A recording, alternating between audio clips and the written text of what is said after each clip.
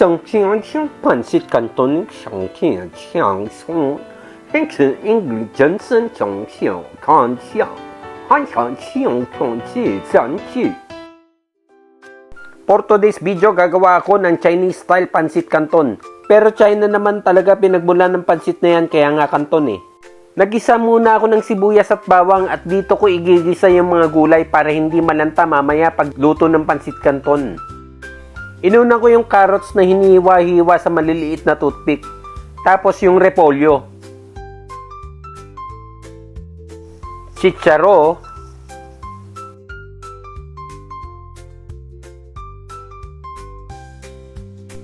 Bell pepper.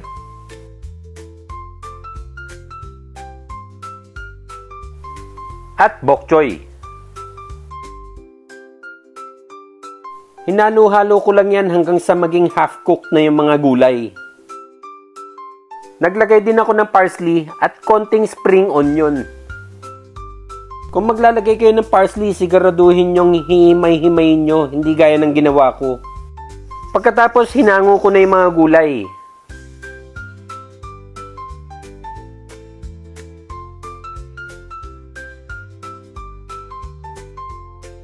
Nagpainit ulit ako ng mantika at ginisa naman yung bawang, tapos yung sibuyas, at saka ko nilagay yung liempo.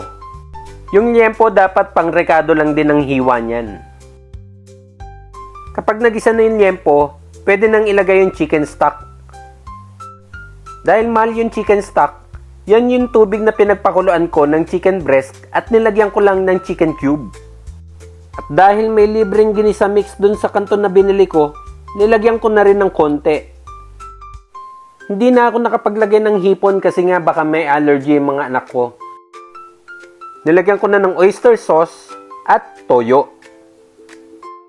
Pwede rin kayong maglagay ng squid ball. Basta wag nyo lang pipirituhin tapos kakainin nyo gaya ng ginawa ko. At nilagay ko na yung chorizo. At dahil nga maraming tubig ito, nilagyan ko ng slurry para lumapot yung sarsa.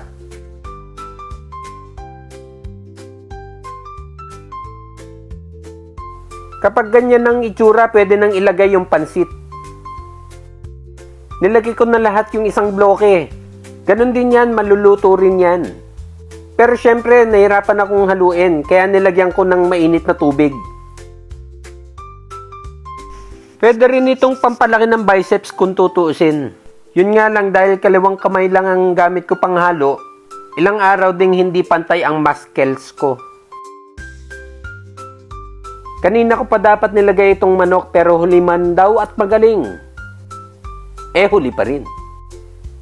Napakuluan ko naman na yan, kaya ayos lang yan. Nung nahalo ko na maigi, nilagay ko na yung gulay. Tapos minekos-mekos ko lang hanggang sa magtagpo ang mga itinadana. Ayan, luto na! At syempre, pansit canton ko, kain ko! Ang sarap!